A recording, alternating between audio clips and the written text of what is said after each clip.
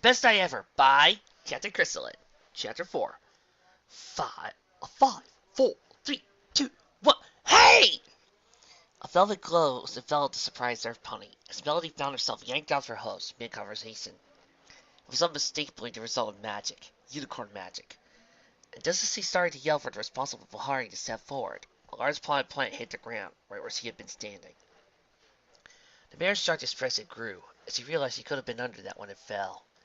Guarding up, she saw two Pegasi looking sheepishly and worried down, the pod having slipped through their hose on the way to the second floor of the nearby building.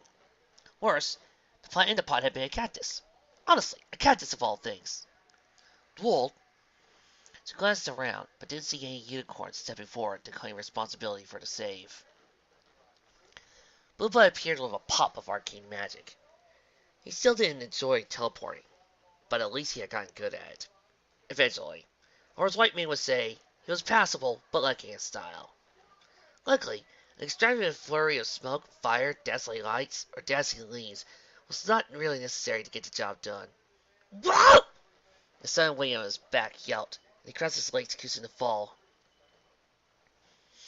You know, if you're going to practice flying, you could at least do it somewhat with adult supervision, he grumbled, letting the troublesome foal jump down to the ground. Thanks, mister! The orange filly shook her wings. Once not quite up to the task of letting her glide yet. Scootaloo tilted her head to the side in puzzlement. Do I know you? He shook his head. I wish you did. She quickly grabbed her red scooter and buzzed off, literally. See you tomorrow, you brat. The day's assignment had been the most inane thing he had been given. Not only had he been shoehorned into playing gopher and to guard the princess's inseparable nephew, the crazy stallion had rushed into Ponyville on little to no notice at all. The noble idiot was probably in some sort of panic regarding the gala. Why, Mercury couldn't imagine. Something to do with those mares, he was willing to guess. Crazy or not, though, Blueblood was still the prince, and an officer of the royal household to boot. That meant he had leeway to do things his way. It also meant that his orders, no matter how loony, had to be followed. Flying over to tape a surprise ticket to that one mare's house had been kind of a waste of time, but harmless and nice enough. He hadn't mind doing that. Sitting on a cloud in the middle of the sky, hiding himself, not even over the damn town. This was stupid. What was he waiting for out here? Mercury's ears twitched as he heard a commotion in the bushes below. Raising his head out of his personal cloud cover, he searched for the sound. There didn't seem to be much to see, but his sensitive ears definitely picked up what sounded suspiciously like a scuffle. A spark of a match exploded from behind a tree, providing the last persistent clue. Curse you, Twilight Sparkle! This is your own fault! But that helped too. Taking off and circling around, Mercury saw what happened hidden below. A baby blue unicorn mare was stomping on the head of a cringing diamond dog, while two others restrained her by her front legs. Mercury narrowed his eyes and gained some altitude, adjusted his angles to its wings. This was the first time he ever seen a diamond dog in the flesh. He only ever knew about them because of pictures and books, and rags about it once in a while. Stupid pony! Could you not shut up and find Jules? The great and powerful Trixie refuses to waste her natural magical talent in digging up rocks! For a moment, just a moment, Mercury wasn't sure who he should be rescuing. The moment passed, and he dove, twisting into a spiral as he snatched the unicorn out of the hands of her captors. Coincidentally, he also saved the diamond dogs this poor, defenseless unicorn had been relentlessly kicking in the head. The two other diamond dogs barked in outrage at losing their prize, but hadn't seemed inclined to put up a chase or fight about it. In seconds, Mercury was high in the air and out of reach anyway. I'll have you somewhere safe, ma'am. Royal guards didn't normally speak, but there were exceptions. Mercury had a feeling that this was one of them. The soft blue unicorn mare and his front legs went rigid for a second, only to relax as he threw her front legs around him, tightly squeezing. Ma'am, that's a little tight. The great and powerful Trixie doesn't like heights. He didn't notice her furious blushing until after he tried dropping her off. Blueblood teleported briefly, just in time to relieve his guard. Sorry. he whispered conspiratorially. But that one was better left to you than me. The 6 mares left Ponyville in their personal carrots, the result of Sparkle's transformation of an apple. Blueblood followed ahead in his own chariot at first, before motioning for his guards to take to the air. The pair, chosen dutifully for not asking questions, did as ordered, circling around into the rear. This close to Canterlot, a procession of carriages were starting to converge along the roads leading to the palace. One carriage, however, had a carriage spot of trouble. Through an old and dignified heirloom, it had seen better days. Pulled by 2 earth ponies, it had not responded well to hitting a divot in the road, causing one of the wooden spokes in the front left wheel to break. It had been slinking along, regardless, on basically 3 good wheels, till eventually the 2 drivers dropped to try and work out some kind of temporary fist. "Sir!" one of the guard pickets side rumbled, as Bluebird's chariot came to a ground to the land. Yes, I know, I heard it before, Prince replied. Shubin had grown to spare, but there was a small smile on his face. His horn glowed as he jumped off the back, easily levitating up the affected quarter of the old carriage. A pair of elderly earth ponies stopped their muffled bickering about their plight to look out the stagecoach's window. "My word!" the old mare of the pair gasped. "Is that—" The old gentleman recognized him too. Both did, every time. You craze? Mr. and Mrs. Clover, isn't it? Blueblood asked, letting his magic do all the actual work. Already, he had a spare wheel out, just the right size, of course, and screws unwound as he removed the broken one. We can't have the ponies late to the Grand Galloping Gala now, can we? Just sit back and relax, I'll be done in a minute. The 2 earth pony drivers just stared at the royal unicorn like he had more heads than a hydra. At the gala, He hummed to himself as he worked. this time we'll have the best night ever. At the gala. He arrived, naturally, right on time to precede the 6 mares of honor. Looking none the worse for wear, despite the little detour, Blueblood stepped off his chariot and took in the magnificent sight of Castle Canterlot, built into the side of the mountain like a hanging garden. Green fields and hills stretched and rolled, dotted perfectly maintained trees and rows of flowering bushes. A cascading waterfall framed the inward wing of the palace, flowing eternally from a magical spring that recycled the water as it fell into the lake below. Golden spires and onion domes crowned white and pink marble towers rose behind the regal gate's main facade. I hardly ever looked at it from outside before today, he realized. Whatever today even means for someone like me. Ponies in all their finery stopped to bow graciously at his unannounced entrance. Then things got interesting, as the crimson-red carrots behind his chariot opened. "I can't believe we're finally here!" The Twilight was the first to exclaim. Almost like magic, other ponies began to draw themselves towards the 6 mares, mesmerized by some kind of cosmic magnetism. Blueblood stood aside and out of the way. He didn't feel it. Whatever strange force compelled these ponies to sing and dance, he just didn't feel it. He never did. Even now, he still didn't. Still, he didn't let the small fact bother him. Everything was going swimmingly. Not too long ago, this song had driven him to the brink of insanity. Hearing it every night hammered home just how helpless and trapped he was to live out this one day, this one night over and over, to never die or grow old, or change the hand of fate that had dealt him time and time again. And now he found himself enjoying the spectacle. All our dreams and our hopes from now until hereafter, all that we've been wishing for will happen at the gala. At the gala. This time, different than before, that one unicorn singled him out, flanked by a chorus of ponies, many of whom Blueblood knew by name by now. She demurely approached him, singing her voice first. "At the gala, all the royals, they'll be variety. They'll see that I'm just as regal at the gala." At the gala! The look she was giving him was one Blueblood knew all too well. Infatuation. He had seen it so many times in so many of the mares, with starry-eyed dreams of royal families and courtly romance. But there was no courtly romance. Royal family, such as it was a dreary sham. There was nothing to sing about. There was nothing any sane mare wanted to be a part of. He had seen that look so many times, even before he began reliving the day. For the first time, he felt truly terrible. "I don't find him a bit charming," Verity sang, slipping closer, "and how gallant he will be!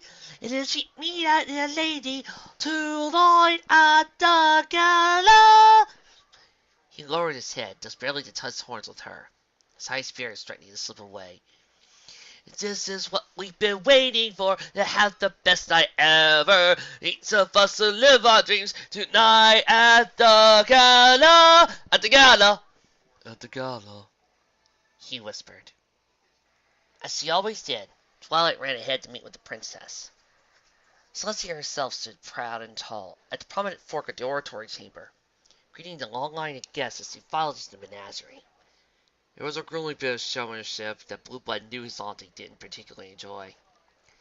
Sadly for her and him, there was little either of them could do about it. It was a gala ritual. Many ponies came slowly to be greeted by the princess herself. He had told Twilight as much, and reminded her to be patient. Every gala was the same for Celestia. Every gala was a display, Blue started to realize, finally, why his aunt had invited the elements of harmony, knowing they would come so soon as seen. It wasn't she hated the gala, as Blueblood had come to for a time. She just needed a small, tiny release for the repetition and monotony. More than anyone else alive, if he was alive, Blueblood understood how she had to be feeling. Her eyes lit up when she saw her pupil enter the room. "Is something wrong?" He blinked a little, thrown to have heard the voice next to him. Of course, he wasn't alone tonight. "You had a ball of luck," Verity observed, appearing worried. "Not that I meant to pry." No, He delighted, giving a confident air. it's nothing. Please, allow me to introduce you to the princess. "I'd be delighted." It was just a gesture, really. Celestia knew Rarity from the Nightmare Moon adventure, at least in passing. Rarity herself had already met the princess, again, at least in passing. Top the stairs, Twilight and Celestia were already starting to get swamped after exchanging a few words. Auntie, Blueblood bowed respectfully. a pleasure to always be in your presence. This is Miss Rarity. "Princess." Verity's bow was as flawless and proper as one would expect. "Honestly, you two," Celestia remarked in curious exasperation, "no need to stand on such formality with me." In that case, Auntie, may I ask what Princess Luna had gone to? He looked around. She should be here, or waiting to come out. "Oh, that." The Princess of the Sun sighed sadly. "I do appreciate you trying to convince her to come, Blueblood, but she told me she's simply not ready to make public appearances yet. It's just the same, tonight would have been a perfect night to have some fun." She declined, again. He grimaced the last word slipping out. "Maybe next year," Celestia mused. I see. The one thing never worked out, not unless he stayed the whole day at the palace. He motioned for them to continue to the gala proper. Sorry, Miss Rarity. Before they left, however, he felt the need to whisper to the waiting magical prodigy. Please bear with the formality, Miss Sparkle. He knew how impatient she was to spend time with the princess. There will be ample time after the opening ceremonies. Leaving the princess there stood behind, Verity felt compelled to ask, having heard or guessed at these scenes. "The ceremonies are 2 hours, aren't they?" Yes, he replied, unhappy with that fact. I wasn't able to change that. Miss Sparkle will just have to be patient. "Well," Verity maintained, keeping upbeat, "we do have all night, don't we?" We do. He answered with a smirk. Nothing will ruin this night. Now, would my lady enjoy a tour of the Grand Pavilion? The private gardens were as wonderful as Firefly had imagined.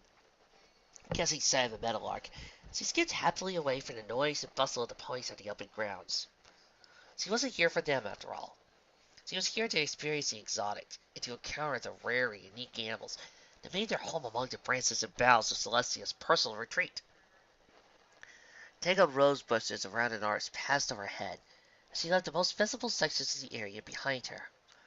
Already, the quiet background murmur of voices was giving way to the chirping and singing of nature's chorus. Trees, bushes, shrubs, and ferns, like anything she had seen in or around Ponyville, surrounded the nature-loving Pegasus. Feeling uninhibited, Fluttershy opened wide and sang to the bird. Having lost it amongst the maze of foliage, Villola's voice carried easily to the wind, smiling at the sound of a whistle response. She skipped ahead, only to run into a single, stark sign. Please do not disturb the animals. Well, it wasn't as easy disturbing them exactly. Pressing a little deeper around the well-manicured heads, Fireside's wings flared as she came upon another sign. This one was a bit odd. Please, please, please, it pleaded. Do not disturb the animals. There was also a picture of a bear, a monkey, a bird with a circle, and a line through them. Fireside was on the verge of saying, or doing something unfeeling-like, when she caught one last line of writing on the sign. For safe wildlife encounters, please see a royal game warden. The pretty Pegasus bear pursed her lips unhappily. She didn't need a warden. She wasn't going to disturb the animals. On the other hand, the sign said please not just once, but 4 times now. Take it back. Fireside hadn't forgotten the incident with Philomena either. The animals in Celestia's garden were very rare and precious.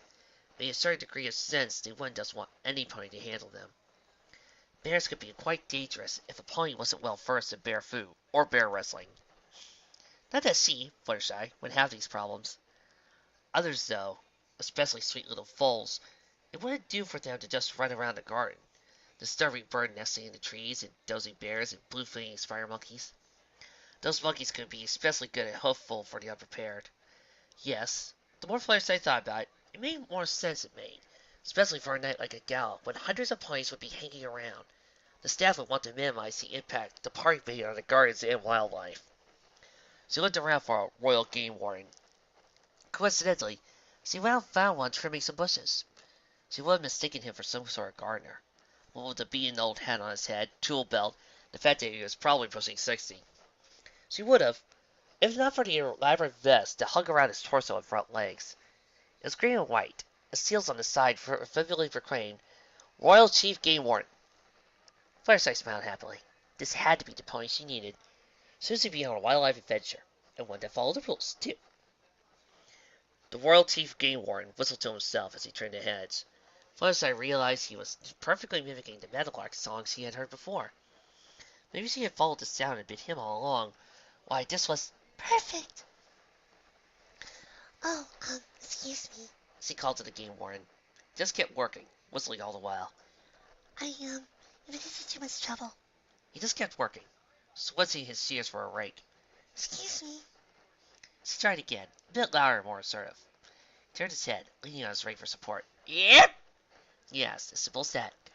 I was, wondering, she stammered. You're a royal game warden? The chief of 'em. Oh, so I've heard. The old pony replied. I was hoping, since the sign said, like to have some wildlife encounters. She then added a bit more loudly. Please. Wildlife encounters? He asked, seemingly confused. His eyes opened wide. Oh, you must be that Pegasus fitted. Fluttershy duck glowed, pink mink falling over one of her eyes. I'm a Pegasus feeling, you mean? Sure. Wildlife encounters. The old kid chuckled, swinging his rake over his shoulder. Get close now. How about we start with the bird feeders so we set up this morning? Bird feeders? Oh. So he hurried to keep up with the warren. That'll be nice. It didn't take long to find the perfect spot to set up shop. A quick kick, and the food stall unfolded, the sides popping out, and a small pair of legs snapping out to wave in the breeze. Applejack decided on a busy thoroughfare next to the Western Menagerie. But outside where there was more traffic, since so much of that wing was reserved for the Wonderbolts and the little VIP get-together. This spot would allow her to catch the eye of most every pony leaving that section for the other two. It was also open air, so there was no obstructions and plenty of space for customers to mill around and eat. The only thing dampening the Apple Farmer's optimistic food was for what she had for sale. Original plan had been mostly sell plain apples and bald apple cider, with a little extra in the form of apple family-style fritters, fries, dumplings, and pies. It was a combination that always hit the spot back at Ponyville, whether during the holidays or sports events. That all had to be put aside, since the buffet was giving so much of those treats away for free. Be decadent. That was the plan anyway. Not just in spirit, but in writing. She'd somehow been naturally talking about and naturally writing Be Decadent on the front of the cart. Still reposed over the original apple-styled hearts. She still had cider in hard cider bottles, but her main selling point had to be, the revamped pies and tarts. opening a sliding tray, she carefully put them on display. Each of them was just one slice of pie, slightly tilted on its side, decorated with frilly apple curls with the skin on, to give a saw-like appearance. Caramel and chocolate made out of the outlines, and the princess's cutie marks all over each plate. Momentarily distraction. She didn't notice when a stallion in the distinctive blue and gold of the Wonderbolts wandered over. Hey, what's that? He asked, moving in for a close look. Apple pie? I love apple pie. Hungry, are you, partner? Applejack quickly put on her game face, became all smiles. Sir am. The Wonderbolt exclaimed, salivating on the dishes on display. Hungry as a horse. How much for a slice of pie? 10 bites. How much was that? The boisterous Pegasus asked, angling his ear toward her. 10. Applejack said a little more clearly. 10 bits. 10 bits? The Wonderbolt yelled and whistled loudly. Too rich for my blood, even for pie. Looks real pretty, though. Applejack watched as the Pegasus tried it off, on the verge of yelling for her to come back. She had lost. She had lost a customer. She almost forgot what was that like. Not only had she lost a customer, it had been because her food was overpriced. It never happened. Not since he was a filly. She got the prices wrong by mistake. Applejack reached out a hoof, her pride at war with her bare nature. All too soon, the Wonderbolt was out controlling reins. Lost him. She's lost a customer. Excuse me, miss? A jasmine yellow colored mare snapped Applejack out of her son's state. She blinked, focused on the intrusion. The mare in front of her had a deep blue mane, an elegant purple and blue dress. Raindrops? Yeah? I'd like to try one of your tarts, she said, selling amazement. 10 bits? Really? Oh, yeah, 10 bites, Applejack replied, and handed over one of the platters. They had to be expensive looking, at least, but they didn't need to be super fine. Each one was a half a bit itself. Honestly, Applejack wasn't sure as he had been thinking, investing so much at such short notice. Well then, suddenly, 10 bits fell into her wooden money jar. Oh, yes! The Sunlight used a fork to sample out some of the repackaged pie. Sweet and quite delicious, she stated with authority. Just a right amount of cinnamon, simply divine. Applejack was still a little shell-shocked, was slow to reply. Like it? Well, like it very much. Barely 20 seconds passed before two ponies took the mayor's place. A stallion and his wife, or mare friend. Both were impeccably well dressed. The stallion even had a top hat. Applejack could hardly believe it when he ordered 2 slices, one for himself and one for his debt. 10 bits plus 10 bits. 20 bits in 20 seconds, plus the 10 for the first sale. I don't believe it, she muttered, and started as more ponies and more customers began to head her way. She had a limited stock after all. Blueblood had even told her that was an advantage, not a problem. Less is more, as he had said. Her food was exclusive. Only a few would be able to get to eat it. Be decadent. It wasn't long before the jingle of gold washed away what was left of her hesitation. Applejack was no big man when it came to fancy numbers, but if she sold tonight at 10 bloody bits a slice, she went tonight with a profit of almost 1,000 bits. It boggled the mind. I just don't believe it. Always hungry after a show, eh, Soren? You know it. I was looking for you. Let's hit the buffet. Honestly, you're like a giant pear spray or something. It's a metabolism thing. Don't blame me just 'cause you're jealous. Soren Spitfire laughed as they crossed the VIP lounge on their way to the Menagerie Scorpius in the East Wing. The pair just missed the cyan Pegasus in a rainbow-colored dress as he approached the 2 slate-gray security unicorns that checked tickets and IDs. Andy Cool as he trailed behind a Wonderbolt with a white and blue tail mane. The burly unicorn held up a hoof to stop her. Hey guys, chill. Check this out. She held up one wing, revealing her VIP pass. I'm totally in. The guards proudly stepped back, bowing their heads in silent apology. Das took a few more steps, cool as ice, before Phangasm struck, throwing her cool demeanor into a punch bowl. By her own account, almost every Wonderbolt was in the room. Not just all the active Wonderbolts either. There were retired greats, too. Some of them were with their families, so she wouldn't be able to hang out with them, but most of them were free. They were just chatting with other celebrities and each other. This was awesome! Hardly knowing where to begin, she stepped over to Klaus's table. A beautiful, rhythmic, cannon-filled dance hall in the menagerie used our eye. It was a place of reflection and soft-spoken conversation. Most of the guests weren't quite ready to dance yet, preferring to nibble on hors d'oeuvres and leisurely fraternized. The kisses of the Osari and the two accompanying salons were fantastic. The quiet melody of the quartet on the stage could easily be heard at the furthest table. High society ponies sipped champagne and discussed the artwork on display, offering critiques and descriptions of their own collections and personal preferences in style and composition. Pinkie Pie. Pigman and Diane Pie, that was. Entered with a soft sound of her hose on the dance floor. She did not bounce. Oh, but she wanted to. But she did not. The shiny dance floor. It was quite a nice dance floor. Oh, and there were so many pretty ponies.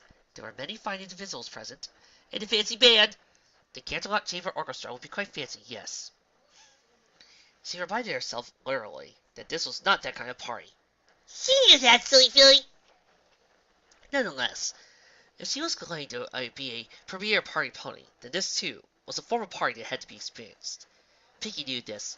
Oh, but that shiny dance floor, the pretty party ponies, shiny, pretty, fancy, dance. She would dance as soon as the opportunity arose. All she had to do was show a little patience and composure. Remember what the book said. Remember what the nice princess said. A lady did not just barge in. Fixing her long straight hair, Pickamia listened to the music. She knew the type of music. She simply had to apply what she had hastily learned. Parties were her specialty after all. She could do this, even on such short notice. There was no party which she could not master.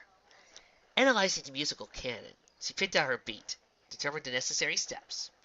She could dance to this. Dance! She would dance to this, as soon as the opportunity arose. Jumping in would not be conducive to long-term dancing and enjoyment. First, Blueblood insisted she needed to mingle. Walking slowly towards a promising pair of stallions, she flashed a small, friendly smile as she noticed their approach. Pickamia was being a bit bolder than she had told me, but it couldn't be helped. Pinkie Pie was naturally impatient. The music is quite lovely, isn't it? One of the stallions, a large, austere gentle coat with a nice blonde mane, as the same color as Applejack's, tittered and adjusted his red cravat neckerchief. It was a unicorn, but with the sort of build that Pickamia had noticed most Canterlot unicorns had. It was different from the ones in Ponyville, like Pokey. Here, for whatever reason, unicorn stallions were taller and heavier than their Earth Pony counterparts. It wasn't unattractive, but it was a little intimidating when we were used to the opposite. His friend was an Earth Pony with a rather common hourglass cutie mark and a dark blue coat. His mane was close cut and styled, and his shade was distinctive but not bright orange. He also wore a simple collar and a red bow tie. He smiled and noticed he had golden eyes. Pickamia decided he would be her first target. She would dance with him. She needed a partner for the marché. Yes, I heard the Canterlot Chamber Orchestra play at the Rangers last year, the unicorn replied. The sound is new, but quite good. I came here, I believe. The Earth Pony supplied the name. But where are my ears? He gestured to the unicorn first. Sunbeam, The noble pony introduced himself, and then to himself, Blue Shift. The Earth Pony said, inclining his head politely. Pickamia Diane Pie. She curtsied. Inside her, Pinkie was vibrating nearly enough to explode. Just hold on a little longer, would you? She wanted to dance, even if it was slow, kind of boring dancing. She was here to dance. She wanted to dance and party and sing and jump on stage and... Pickamia had to fight to remain outwardly calm. Blueblood had stressed that several times. She had to remain calm and ladylike, just like Rarity. And like Rarity, but not exactly like Rarity, mostly like Rarity. The music changed to a similar slow piece, and Pickamia found herself liking this one a bit more than the last. It was a little faster, but it still had a very simple, three-step movement to it. She could dance to this. She needed to dance to this, or Pinkie Pie would do it for her. A spell that would allow the one to visit Cloudsdale. He took a drink from his glass, and licked his lips as he tried to think of the implications. Naturally, you need to attach it to an amulet or a charm of some sort. It wouldn't do to keep recasting it every 6 or 7 hours or what have you. Oh, but imagine the looks on your friends' faces when you tell them, I have a summer home at Clydesdale. Blueshift breezily joked. Of course, you must say it phrase. He'd been talking about the trip Picamia shared about the young fighters competition. Blue, she used his first name. That seems to be intention. Would you care to dance? He paused, smiled. That would be quite nice, Miss Picamia. Sunbeam, hold my drink with you. Finally, Nancy, pretty party ponies, Nancy music, fun! Yes, it was time for fun. The two Earth ponies stepped onto the dance floor, their intent obvious. A few who had been standing near the middle of the dance floor noticed and gave room. A few others, mostly high society mares, also took a brief intermission in their gossip to watch. Picamia felt their eyes on her, and only fed the air dynamo of her excitement. But the excitement was mixed with just a bit of trepidation. This was a new dance. She had practiced with Blueblood as long as he had free time, and she read all the whiles he could getting ready, and on to trip over. Blueshift bowed flowingly. Picamia made sure to do the same. Here we go! She had to watch him. He was her partner for the dance. The stallion was supposed to take the first step. As he expected, he took a step back, and she took a step forward. He stepped to the left, and she to the right. He started off with just the basic dance moves. Soon, Picamia found she didn't have to watch his hooves. She could tell just from the music from his upper body. The tempo of the cannon picked up, just a little. But Picamia knew it was a prelude to things slowing down a little later.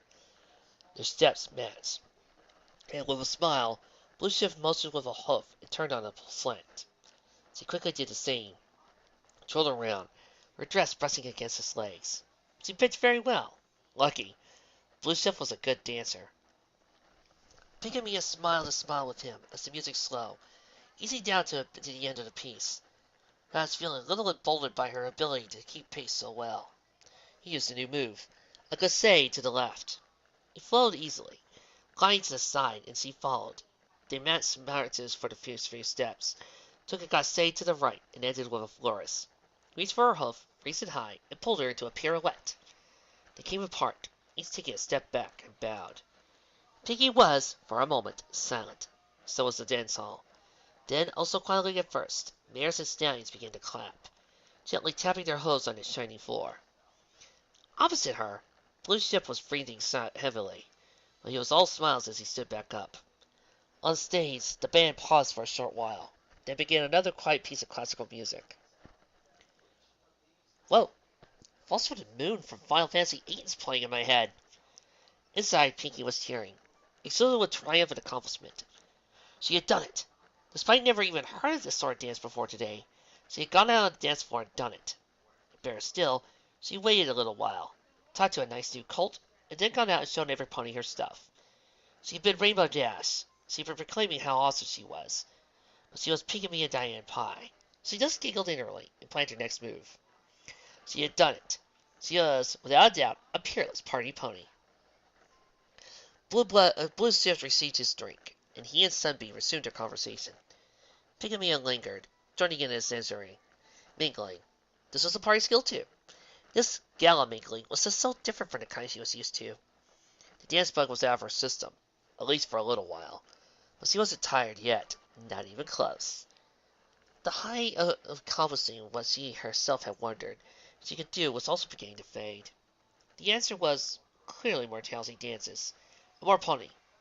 She could see and feel there were other ponies here just waiting for a chance to dance too. A few mares were discreetly watching her back as they spoke amongst themselves. Pinky was willing to bet they wanted to dance too. They just didn't have anyone to dance with. Maybe they wanted to gossip more first. She had fun. It was fun, right? This was why she had come to the gala. The party. Yes, Pinky and Mia had fun. She was sure of it. Pinky was strangely quiet. Perfect. The gala was going perfectly. Blueblood smiled inwardly.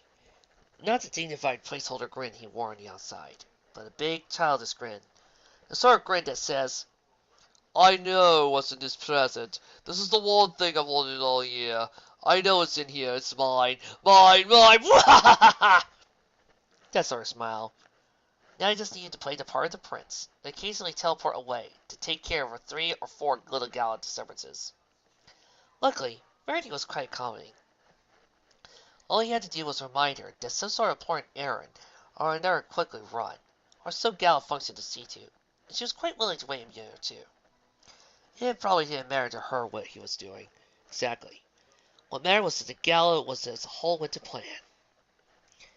He had, to that end, been a perfect gentle colt. No tricks, no fun at her expense. It wasn't actually as terrible as he used to find it when he played along with certain gala loops. They had walked about the pavilion, and he made small talk about fashion and art. She had been wowed about the equestrian crown jewels, and had gone in length about the various grades of cuts and weights. Not simply a dressmaker, she was accomplished in all manner of setting and erasing and cutting gemstones. He had tried to throw her off her element a bit, by taking her to an amber salon. It was off limits to most ponies because, unlike the crown jewels, there was no security there, and was very delicate, on the assumption she would be less familiar with a jewel that wasn't really a jewel. To his surprise and amusement, she had quickly determined why she had taken her there, and found it amusing as well. The room was visually breathtaking, as he used a practiced eye to pick out the many, many shades, some bold and some subtle, that gave the salon its legendary reputation.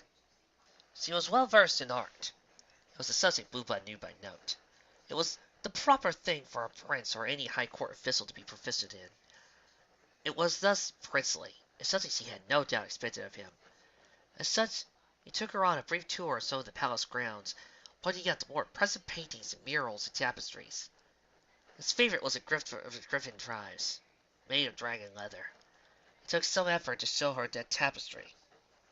Celestia had hidden away in a corner of her trophy room, but he hadn't wanted to insult the griffins by getting rid of it entirely. Instead, he pointed out a more recent addition, a hoof-stitched rug given to them by the Plains buffalo. It was somewhat crude, compared to the many other fine pieces, but there was an elegance in its simplicity that he had come to understand over the last year or so of loops. Finally, they sat under the open sky in the Menagerie Scorpius.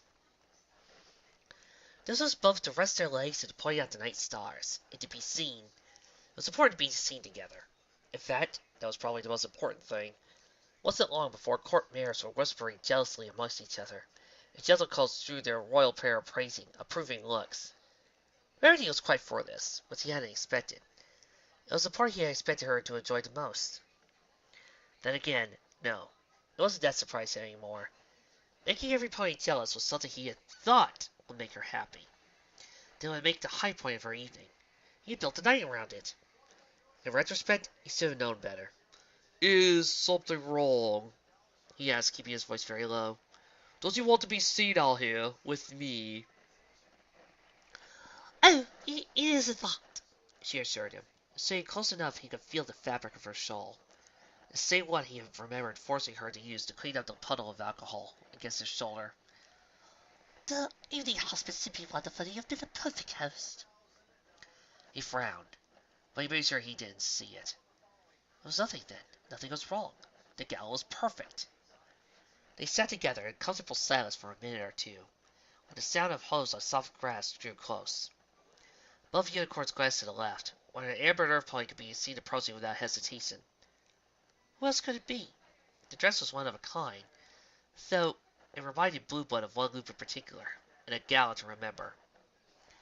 Are you two mind if I sit down here? Applejack asked, standing to his left. Oh dear, Verity sat up a little straighter. there's no cushion. Don't worry about it, Sugar Cube, Applejack replied. It took a moment for Blueblood to realize the cow pony was waiting for him to speak up. I don't mind, he said. Miss Verity. The company would just be lovely. Thank you kindly. Applejack, though showing bears he found befitting a court lady, nonetheless plopped down on the raw grass as soon as he had permission. Her hat was barely balanced on her head, and she glanced longingly into the stars. If I may, Verity asked. how did things go with the apple cart? We sold out more than an hour ago, Applejack answered, still gazing upward towards the star-strewn sky. All gone, except for one barrel of hard cider kit for myself. Well, that's wonderful. Her unicorn friend enthused. Congratulations! I laid over 1,000 bits in that order. Applejack pulled her eyes to the heavens and stared across at her friend, and at Blueblood too. 1,000 bits. Never made 1,000 bits in one night before. Perfect. The bear had what she wanted. Perfect. You sound happy about it, Verity observed. Raced across Blueblood to prod the country mare. Applejack. I guess I'm just a bit stunned, is all. Plus, she added, forcing a smile on her face, how do I have anything to do now? She was contemplative, but shook her head, dismissing troublesome thoughts. I have to thank you, she said this time to Blueblood specifically. You're a rat. We made that lap plainest tonight. Elzak stared down at her host. Be decadent. But it worked. The birds weren't as lively as Fluttershy had imagined. Or maybe it was just that they were paying more attention to the birds he had huffed than to her. First following the game warden, whose name was, he learned was Green Thumb, whatever her thumb was, funny last name. Then venturing out a little on her own, she found the resident animals in the Grand Garden frustratingly, well, shy. Flighty, however. Ever since getting her kitty mark, Fluttershy had a special bond in a way with animals. She had even befriended a manticore, or at least interacted with one without being eaten. She worked with bears, she went to bunnies and ferrets, and mice and butterflies and bees. And essentially every non-pony, non-platform life she had ever encountered in Ponyville. They called her a heart. She felt free and unrestrained, loved and appreciated, and powerful around them. Working with animals made her feel alive. She didn't have a fear or care in the world. Other ponies made her nervous, even her friends. She felt insecure and hesitant. Animals were different. They embraced her without reservation or duplicity or judgment. She could be herself amongst them. She didn't need to be that shy Pegasus. She could be just Fluttershy. The animals, though. She did not understand why, but they didn't come to her when she called to them. They fled when they approached them. They didn't sing back. That was the worst part. They didn't sing back, and Fluttershy couldn't understand why. In the end, she had done as the game warden asked. She put birdseed in her hoof and waited for the birds to come to her. They were beautiful birds, too. She had seen the meadowlark from before, eating out of her hoof and then perched on the edge of a ceramic bird bath. There was a cardinal with the most vivid red feathers he had ever seen. And not too far away, she could see a rare bald-headed vulture, an animal not native to this part of Equestria at all. It wasn't just exotic animals either. Fluttershy had seen many common ones, like squirrels, rabbits, and hares. Celestia actually had hares here, ones much larger than Angel Bunny, and prairie dogs, and even a groundhog somewhere. Green Thumb had said that one was rarely seen. She was excited to meet these creatures, though she had many of them back home. They explained why these ones were so reluctant to get near her, though. At least, she had seen many new friends, acquaintances. Only a few had close enough to touch. It was all thanks to the World Game Warden, Green Thumb. He was a funny-looking old coat, but he had helped. He also told her about the rarest of all animals in the gardens, legendary creatures, like Philomena the Phoenix. Fluttershy wasn't sure if she believed in the legendary jackalope, but it made for a good story. I'll say, I really enjoyed that episode. The whole festival and the... Oh. Wrong verse. Sorry. By herself, Fluttershy wasn't sure what she would have done. Gently patting one of the large chairs, she lured close with a stick of celery. Fluttershy made sure not to make any sudden movements. She smiled faintly. This was what she wanted, after all, wasn't it? She made a good pony friend, too, which was nice. It was nice. It was nice. Missy? Green Thumb crouched nearby, watching her with concern. Fluttershy wiped her eyes. Sorry, it's nothing. She looked up at the dark sky. I think I like to see my friends. Everything was going swimmingly, which was to say, to plan, until Blueblood noticed a pair of Wonderbolts by themselves, and not with a specific third he had arranged. Tensing up, Don't tell me I'll have to do this new big guy to get it right. he froze in place, stressing enough that Rarity and Applejack, who had been chatting to his left and right, stopped to stare. Miss Blueblood, Just a moment, please. He excused himself for the two mares, and headed to the table where two Wonderbolts were relaxing. After ducking cameras, as usual, got to the point where, at most any given time, Blueblood knew where the two friends would be. They should have been with Rainbow Dash too. He knew she got along with them. He knew she was happy hanging out with them. The whole bloody point of this was for her to be happy hanging out with them. Oh, hey! Soren saw him coming for first, pointing. Spitfire turned her head and stared. Prince Blue! Solid Spitfire, yes, I know your names. He glared at the hovering shutterbug, and chasing out the point without a word. Where is Rainbow Dash? Why is she with you? Who? Soren wondered, scratching his head. Rainbow Dash? Oh, her! Spitfire got it first.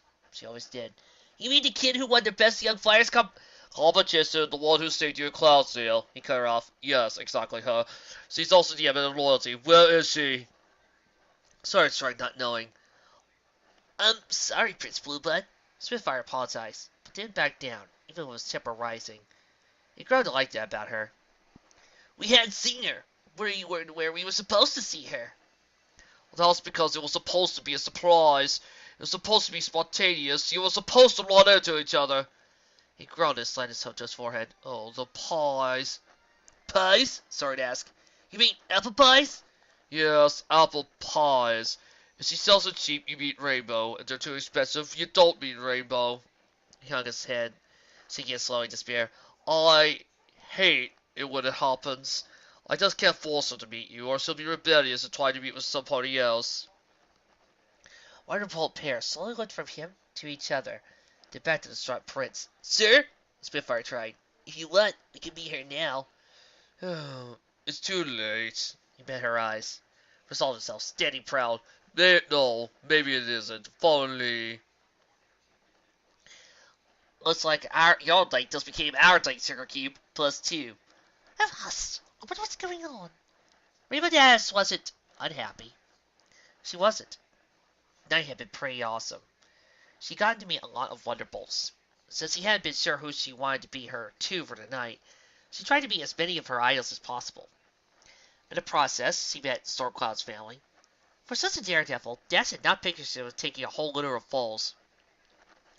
Hung out with an elder but still amazing Sky Shade, and even shaking hose with Thunderhead himself. It was really cool, but it didn't feel right asking any two of them to spend the whole night with just her, to hang out with just her. There were fans clamoring for pictures and autographs and old friends. Friends of the ponies who were the Wonderbolts under their costume, hoping to catch up with graduates from flight school.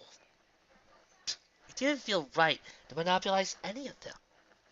It felt wrong. The more she thought about it, the more uncertain she was. She hated being something aside. She hated having any ponies she wanted to talk to about tricks, lightning, and smoke trails be too busy or too distracted by some pony or something else. A part of her wanted to use the power that became with her VIP pass. A bigger part of her knew she was guilty for doing so. It left her between a mountain and a lightning bolt, as the old saying went. It wasn't that she was unhappy. Rainbow Dash was just a little conflicted. Sitting alone nursing her thoughts, not to mention her drink, she almost missed a small group of ponies that entered the exclusive invitation-only lounge. Perking up, she left the table and started over to intercept, her walk becoming a quick trot as Applejack and Rarity moved ahead.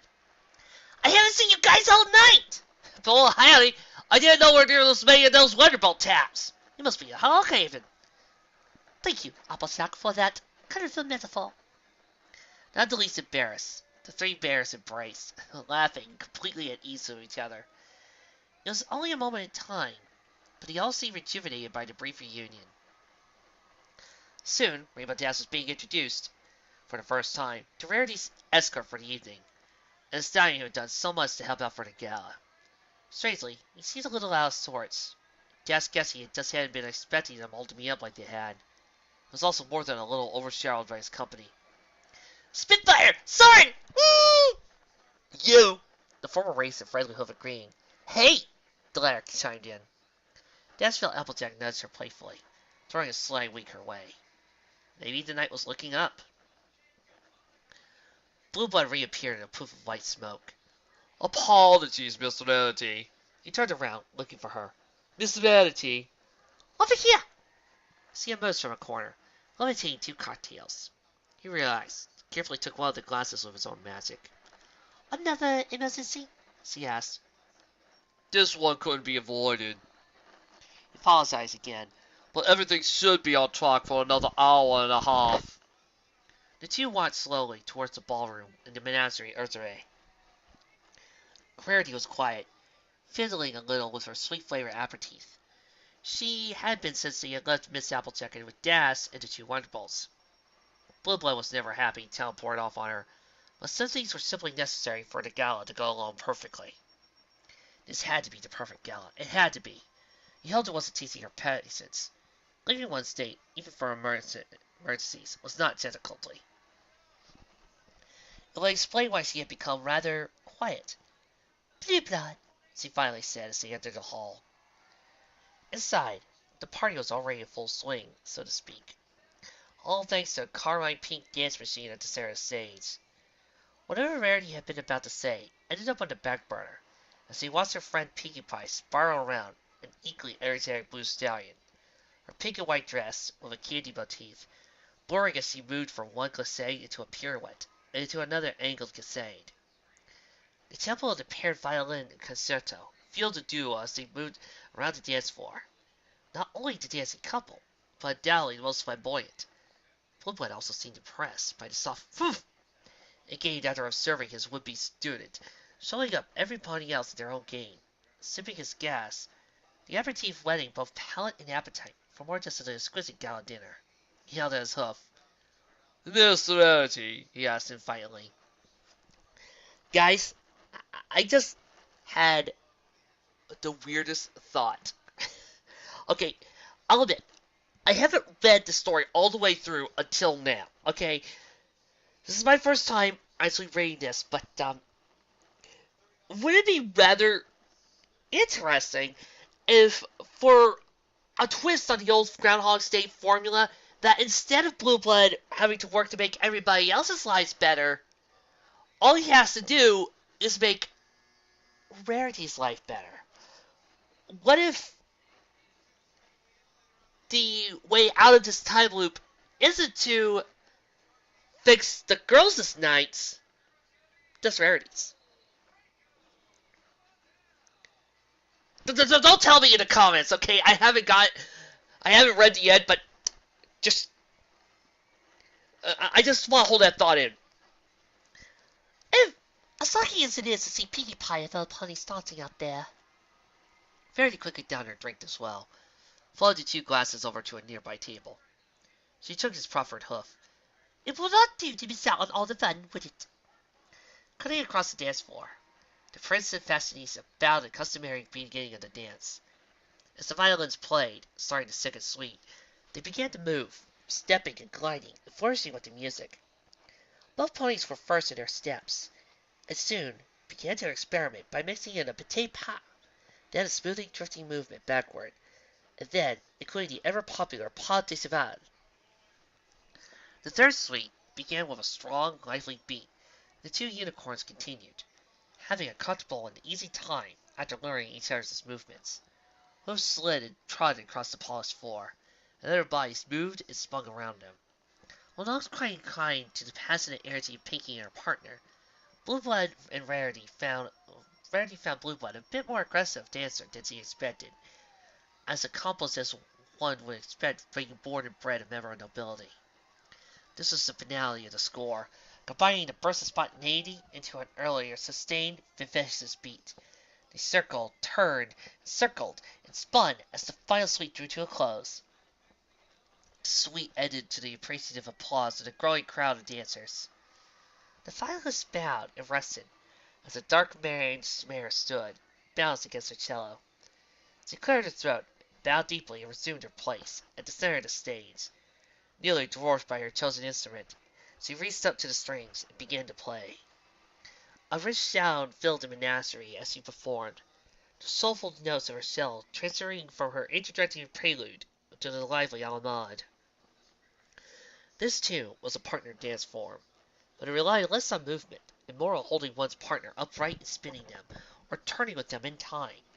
It was a matter of trust, as two ponies dancing a la mode could stumble and fall together, as if a major mistake was made.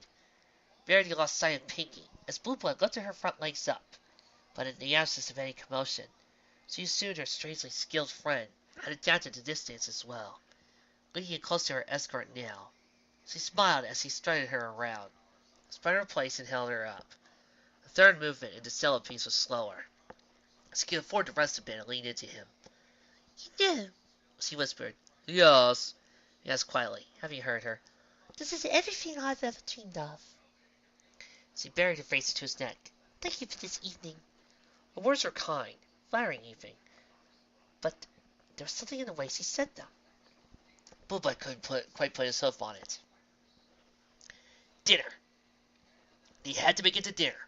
No animals, no rampage, no dance flying cake, and no collapsing statues. Just dinner. The 6 mares that made up the Elements of Harmony soon collected together, sitting next to one another and talking animatedly. The evening was going splendidly. While not as accoutriously pleasing as the Osari, and as the tables were stretching across the equally large Menagerie Scorpius, closed briefly so the servants could hustle in and remove the buffet and set up tables and silverware. It was also well suited, because it kept all the smells of food to just one hall instead of 3. Celestia herself sat at the head of the table, the very apex of the proverbial pyramid, and all ponies radiated her from like dwindling rays of the setting sun. High ministers and office holders were seated closest to their sovereign. Blueblood himself sat to her left. An empty chair remained unused to her right, reserved for the other princess of the realm, Inazutina. The open space had been in the plans until this morning, when he thought to add to it, bringing to the initial seating arrangement. Barring his own time loops, Blueblood was confident Princess Luna would be occupying it next year, if that year ever came. The Elements of Harmony, all 6 of them, were to his left in turn, a permanent placement within the unspoken pecking order of Candlelight High Society. Stealing more than a few looks their way, he felt confident they were all enjoying themselves.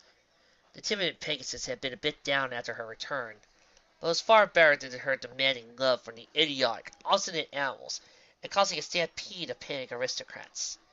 Back in the company of her friends, she had teared up and now positively glowed. Miss Pinkamia's hair was also beginning to curl. Nephew. Celestia spoke quietly, her voice as regal as ever, but her words only intended for him. Auntie. Yes, also keeping his voice down. One eye took a quick look at the time. I must commend you. She said, dabbing her mouth with a silk napkin. You put quite a lot of work into keep tonight's gala on schedule. The gala, he constantly reminded her, is a celebration of the founding of Continent, and of you, Auntie. You're the light of Equestria, without which there would be only darkness. Why shouldn't it be perfect? She smiled knowingly, like he was just a fool. Nephew, please. Auntie, he said then, did you want tonight's gala to be something other than it is? Her serene expression never wavered. You've become a bit more clever recently.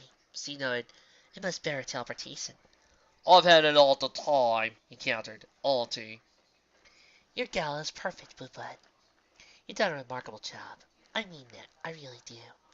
She looked out over the guests, and the quiet background music, and orderly attendance, and finery on display. One blonde eye crinkled a little, and for a heartbeat, she looked old and sad. Auntie, He asked, a hint of desperation in his voice. should I not have done this? She kept her eyes on the gala, as if deciding the answer for herself. The fun in life is not knowing what's going to happen, She said then. the wisest opponents realize a little nonsense now and then. You told me that. Her one visible eye traced over to him. I never told you that, nephew. He bowed his head quickly, respectfully. Maybe it was foolish of me anyway, she whispered.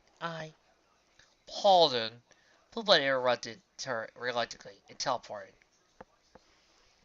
The second he did, Apollo stood up at the far end of the tables, distant enough that his face could hardly be seen without any detail. The stag clutched his throat, coughing and choking. His chair fell to the floor and stumbled back into a waiting body. Front legs reached up and around, looking in place and then thrusting back. With one smooth movement, whatever was in the guest's throat flew across the table and landed in a bowl of fruits. The danger passed, Blueblood held the older stallion back to his seat, teleported back into his own chair. There was some scattered applause, as other various ponies realized what had happened, but for the most part there was only stunned silence, not looking terribly pleased with himself. The prince stood at Celestia's side, and asked for the music to resume. He took his seat again. Nephew, she began anew, we should have a talk, in private. Miss Sparkle will. Twilight and her friends will be staying the night here in the castle, Celestia informed him. So you'll understand if I wish to have a few words with you, of all ponies. He bowed. There was no arguing. As you wish, Auntie. There was no hiding things for Celestia. There was definitely no hiding things from her, when she already had an inkling that something was wrong. One could try.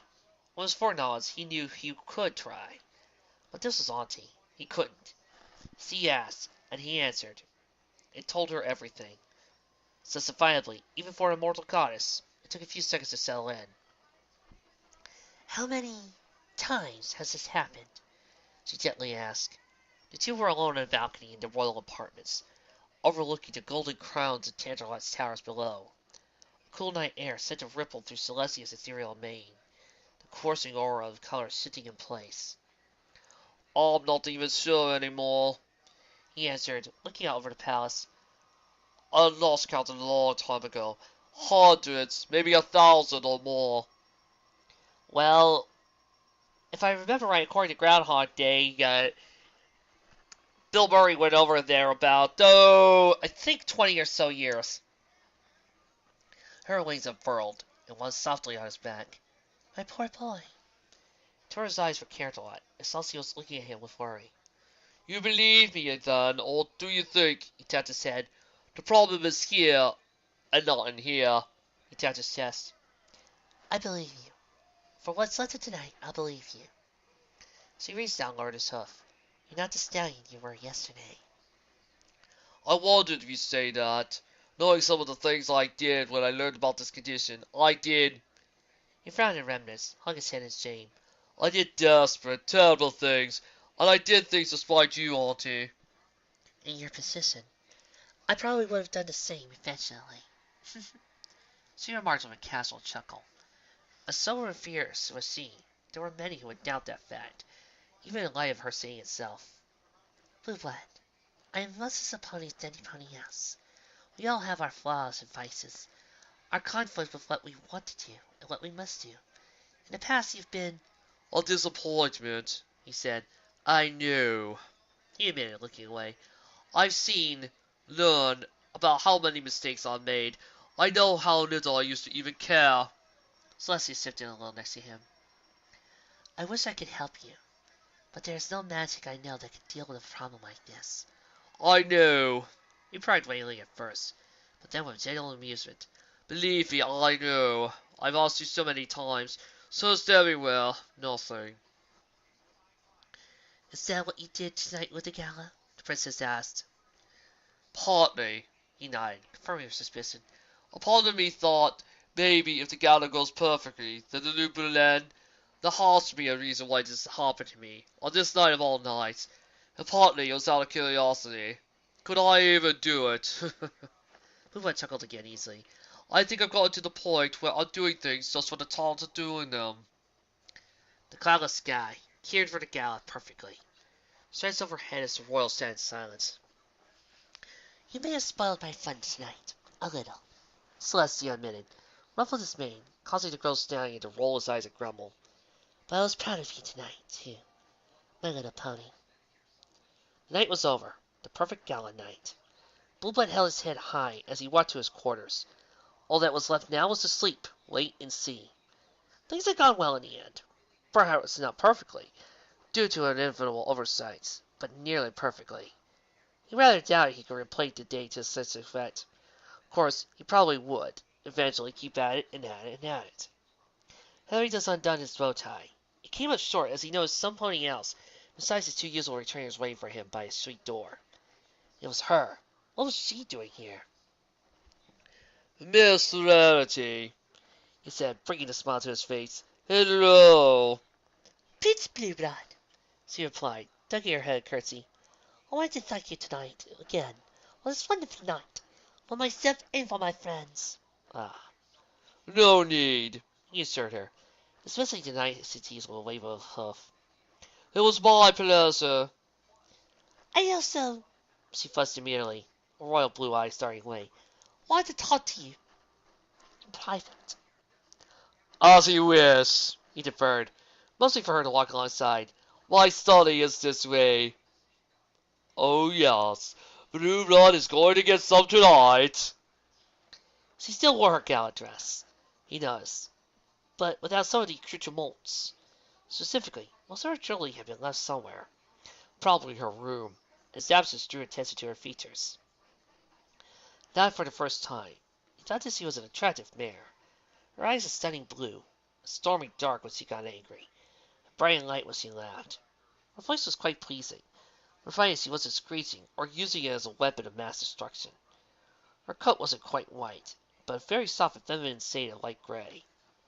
Good breeding, good poise, and even a good dancer. She was really regal, a true lady. A bit of magic unlocked his private study. A flash of light activated the electronic lights. Candles, even magical wickers and lamps, were off limits here. This is the library.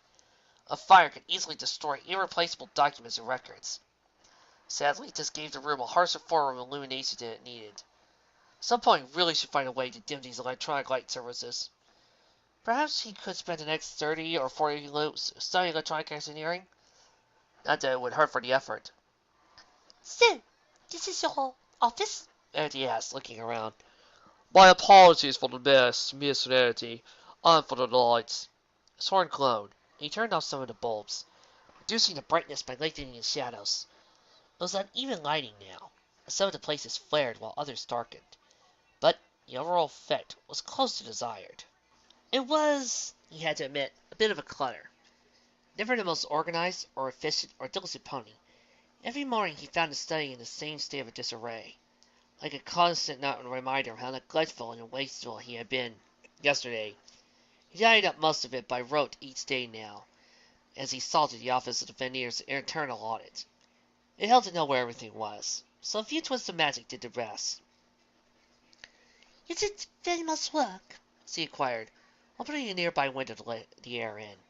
Her hoof brushed against a faint magical field, to function as the screen outside the window, both to prevent things, like insects from getting inside, and to ensure that other things, like these, couldn't make off with precious documents.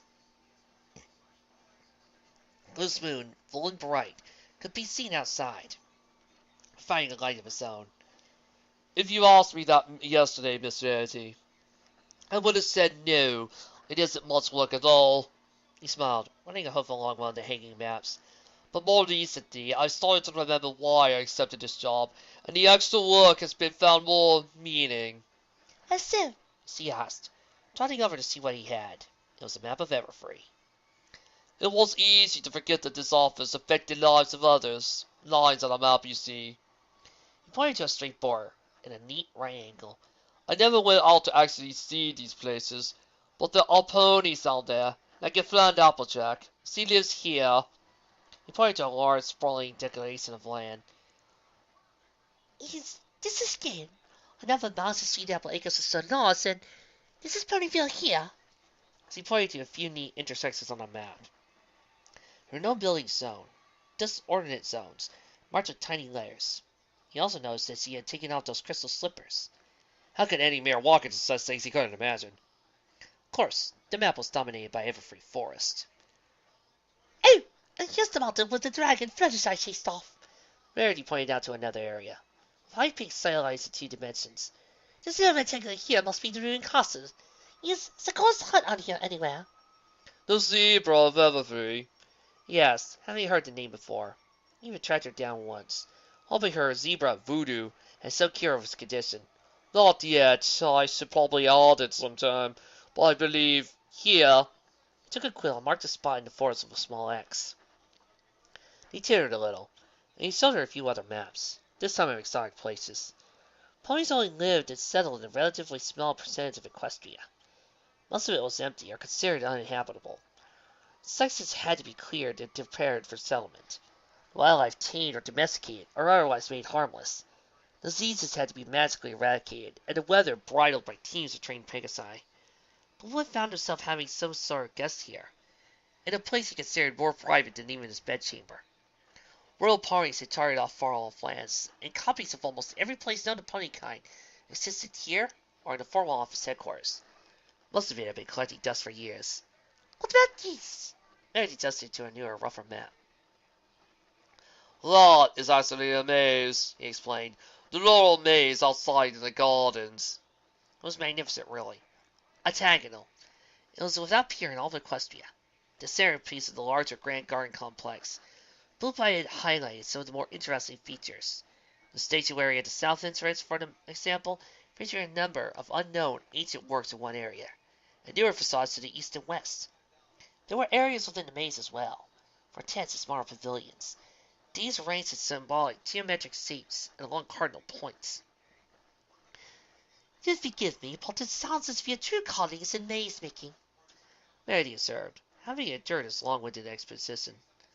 That isn't accurate. He gazed fondly at the map. I have my cutie mark because of the normal maze outside. It is special to me. Would you mind if I asked about it? Polite and ladylike like always. There isn't much to tell. Actually, you're the second filly today to ask about my cutie mark. Traced the line along the south end of the maze. When I was young, I stuck away from my lessons to play in the gardens here. I was foolish and loved to poke my nose where it didn't belong. You probably know how little colts and fillies can be. Meredith shook her head in dismay. You can see that. Well, I wandered into the maze, thinking there was some candy or some other silly thing in the middle. Something Auntie Celestia and the other adults wanted to hide or keep for themselves. Why else would anyone make such a big maze? I wandered around with pen and paper trying to find the center. When I noticed police looking for me, I hid. Because I didn't want to get into trouble. Of course, he added, I got into trouble. Of course. Meredith seemed to be enjoying the story. He continued. Eventually, I found the center of the maze, mostly through blind luck. He pointed to the back of his featherhead quill, the small space in the absolute center of the hexagon, sandwiched between three and larger open pavilions. But there wasn't any candy or any prize. I did turn into an alicorn and find piles of bits, but He was smart. I did get my cutie mark.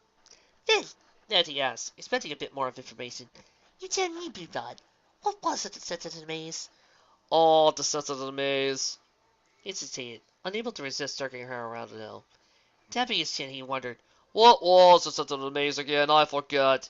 Cheese.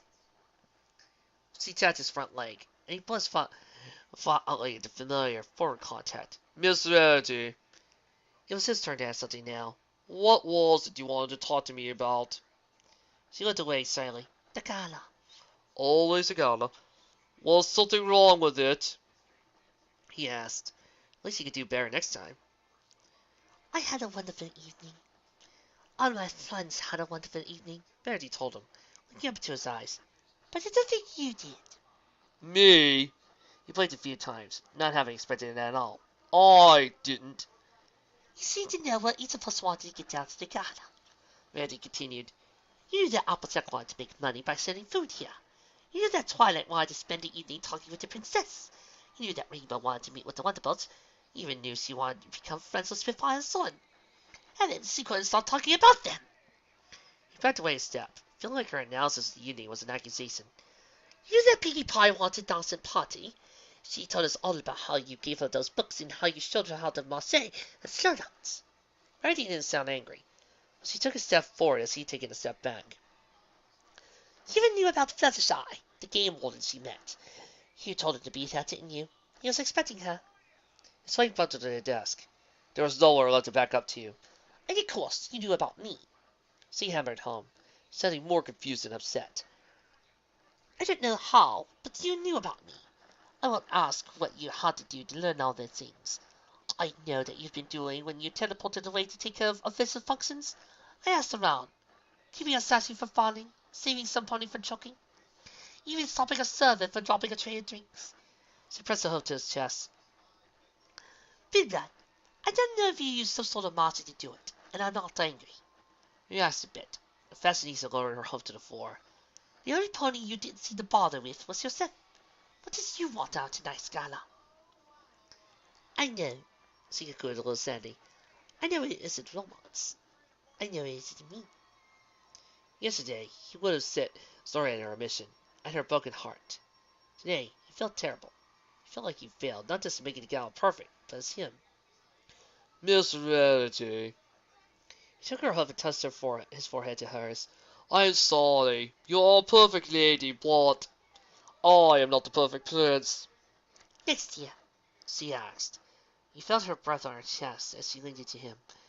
Next gala, I'd like you if you could do what you want. What makes you happy? You don't mean that. He tried to protest. I do, she said, firmly meeting his eyes. I'll never forget tonight. He knew what she would say next. I wish it could last forever. Of course, he didn't. See, I'm only saying this because of what Rarity is. She's the element of generosity. She would forego her own happiness if it meant making somebody else happy. I can't wait to see the next chapter.